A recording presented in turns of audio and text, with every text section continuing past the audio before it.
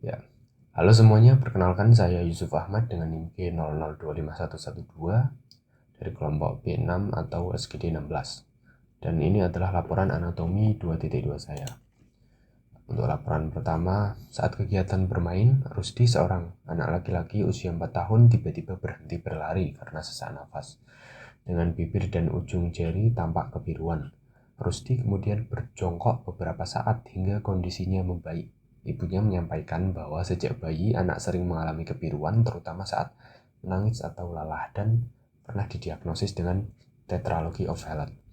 Jelaskan sirkulasi fetal atau fetal circulation. B. Jelaskan salah satu gangguan akibat gagalnya penutupan struktur fetal saat setelah lahir. Dan C. Jelaskan vaskularisasi arteri dan vena jantung.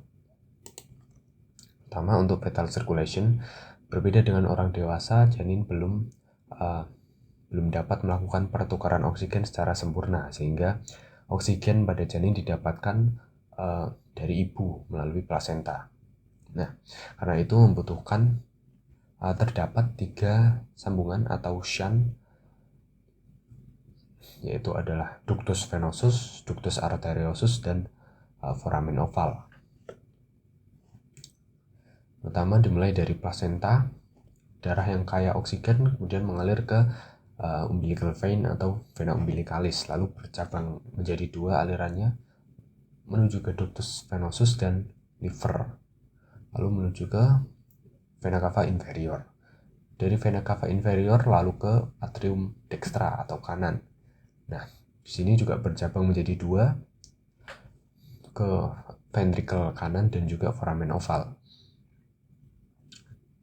Aliran dari ventricle kanan lalu ke trunkus pulmonalis dan terbagi menjadi 2 lagi, ke paru dan ductus arteriosus langsung ke aorta. Dari paru kemudian ke vena pulmonalis dan ke atrium sinistra. Dari atrium sinistra kemudian ke ventricle sinistra, ke aorta, dan dipompa ke aliran sistemik, sirkulasi sistemik. Kemudian menuju ke arteri umbilicalis dan ke plasenta. Kemudian aliran akan melalui alur yang sama lagi. Ini untuk lebih lengkapnya dari fetal circulation, dari plasenta kemudian ke vena umbilicalis, darah yang penuh oksigen, lalu ke ductus venosus, ke vena porta hepatica, vena cava inferior, lalu ke atrium dextra, dan ke foramen oval. Sepertiga ke ventriculus cordis dexter mengalirkan darah ke pulmonal, lalu ke atrium sinistra, ventriculus cordis sinister, lalu ke aorta, ke aliran sistemik seluruh tubuh, lalu kembali ke core melalui vena cava superior inferior, lalu ke atrium dextra, ventriculus cordis dexter, sebelum trunkus pulmonalis masuk ke ductus arteriosus, lalu ke aorta descendens, ke arteri iliaca communis dan arteri umbilicalis, lalu ke plasenta, dan mulai alur yang sama lagi. Selanjutnya adalah paten ductus arteriosus dan paten foramen oval. Normalnya ductus arteriosus dan foramen oval akan menutup setelah lahir. Namun pada 2 kelainan ini, 2 struktur ini tetap terbuka, sehingga membuat aliran darah tidak normal. Selanjutnya ini adalah tetralogy of Fallot. Disebut tetralogi karena ini adalah kombinasi dari 4 kelainan kongenital yang berupa ventricular septal defect, yaitu lubang abnormal pada septum interventricularis, lalu pulmonary valve stenosis, yaitu penyempitan pulmonal valve sehingga darah yang menuju paru-paru berkurang, lalu dextroposition aorta atau overriding aorta, yaitu pergeseran aorta ke kanan mengikuti VSD yang terbentuk. Lalu right ventricular hypertrophy, penebalan otot ventrikel kanan akibat kerja jantung kanan yang terlalu berat sehingga dapat menyebabkan gagal jantung.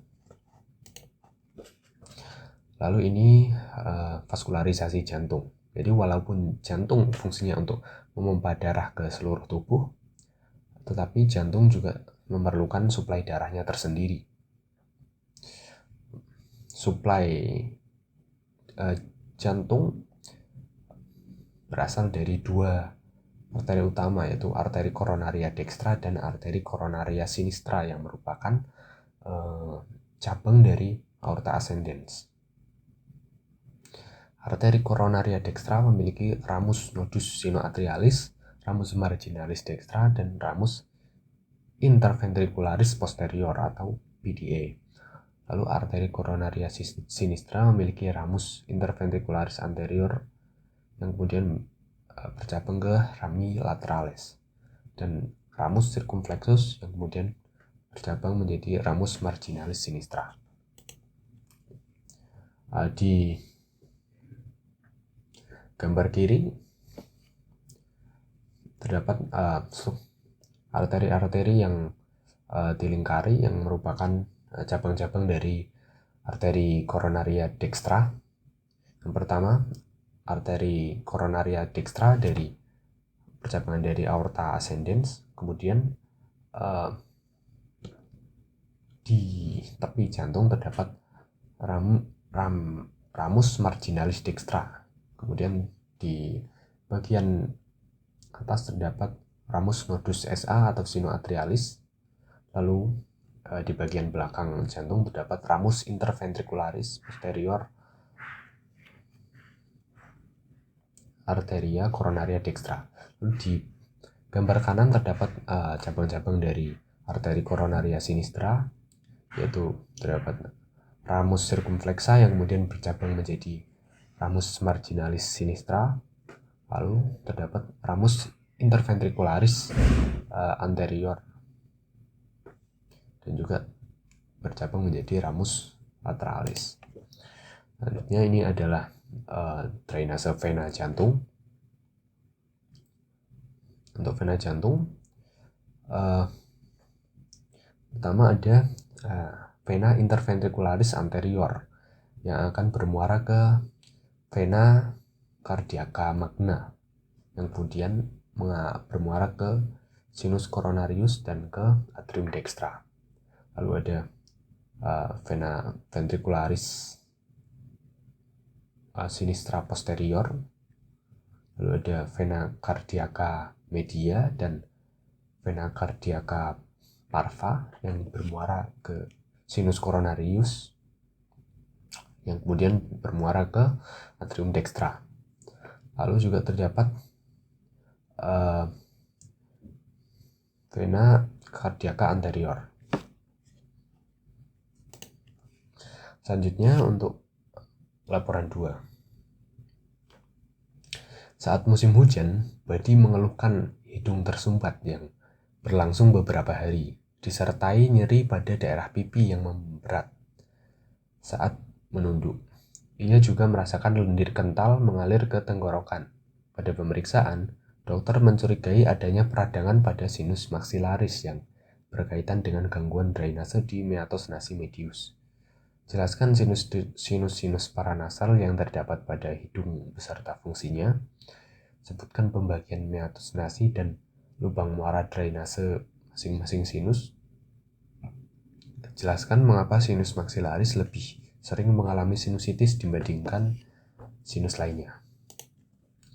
Pertama, sinus paranasal. Sinus paranasal ini adalah sekelompok rongga di dalam tulang kraniofasial yang berhubungan dengan cavum nasi melalui ostium. Sinus paranasal ini berisi udara dari bagian pernapasan rongga hidung ke dalam kranium. Sinus paranasal ini memiliki beberapa fungsi, yaitu untuk mengurangi berat relatif tengkorak, meningkatkan resonansi suara, kemudian sebagai penyangga terhadap trauma wajah, dan untuk melindungi struktur yang sensitif dari fluktuasi suhu yang cepat di hidung, dan untuk melembabkan serta mengantarkan udara inspirasi. Ini terdapat sinus-sinus paranasal dilihat dari anterior dan lateral. Pertama terdapat sinus maxillaris, lalu ada sinus frontalis, sinus ethmoidalis, dan juga sinus sphenoidalis. Ini lebih mudah dilihat dari yang ini. Sinus maxillaris, terdapat sinus maxillaris, lalu sinus ethmoidalis, sphenoidalis, dan juga sinus frontalis. Selanjutnya untuk meatus nasi. Jadi dinding lateral dari kavum nasi memiliki 3 lengkungan tulang yang bertingkat. Yang pertama ada concha nasalis superior, concha nasalis media, dan juga concha nasalis inferior. Concha nasalis ini membagi kavum nasi menjadi 4 saluran udara. Yang paling atas adalah recessus sphenoethmoidalis yang terdapat muara dari sinus sphenoidalis, lalu meatus nasi superior yang merupakan muara dari cellulae ethmoidalis posterior, lalu meatus nasi media yang di sini terdapat beberapa struktur penting, yaitu contohnya ada bulla ethmoidalis berbentuk kubah dan merupakan muara dari cellulae ethmoidalis media. Lalu terdapat hiatus semilunaris yang merupakan muara dari sinus maxillaris. Lalu terdapat infundibulum ethmoidal di ujung anterior hiatus semilunaris dan merupakan muara dari sinus frontalis dan cellulae ethmoidalis anterior. Lalu juga terdapat struktur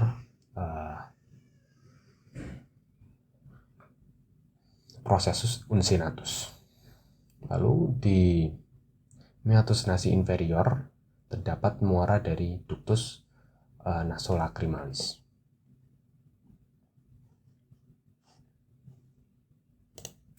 Selanjutnya adalah sinusitis. Sinusitis kenapa lebih sering terjadi di sinus maxilla? Itu ada beberapa alasan anatomis dan fisiologisnya. Pertama, karena posisi ostiumnya atau lubang drainasenya. Karena posisi ostium atau drainase sinus maxillaris ini berada di atas, sehingga akan lebih sulit untuk sinus maxillaris mengeluarkan sekretnya karena akan melawan gravitasi. Lalu juga karena volume sinusnya yang besar. Karena sinus maxilla adalah sinus paranasal yang terbesar, sehingga memiliki sekret yang lebih besar, volume cairannya lebih banyak. Ya, mungkin itu saja dari saya. Terima kasih banyak sudah menyaksikan.